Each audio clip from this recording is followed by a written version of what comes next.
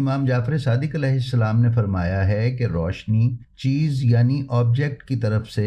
انسانی آنکھوں کی طرف آتی ہے۔ وہ روشنی جو اشیاء سے ہماری آنکھوں کی طرف آتی ہے اس کا صرف کچھ حصہ ہماری آنکھوں میں چمک پیدا کرتا ہے، جس کی وجہ سے ہم دور کی اشیاء کو اچھی طرح نہیں دیکھ سکتے۔ اگر وہ تمام روشنی جو ایک دور کی چیز سے ہماری آنکھوں کی طرف آئے اور آنکھ کی پتلی تک پہنچ جائے تو ہم دور کی چیز کو بہت بہتر دیکھ سکیں گے، اور اگر کوئی ایسا آلہ بنایا جائے جو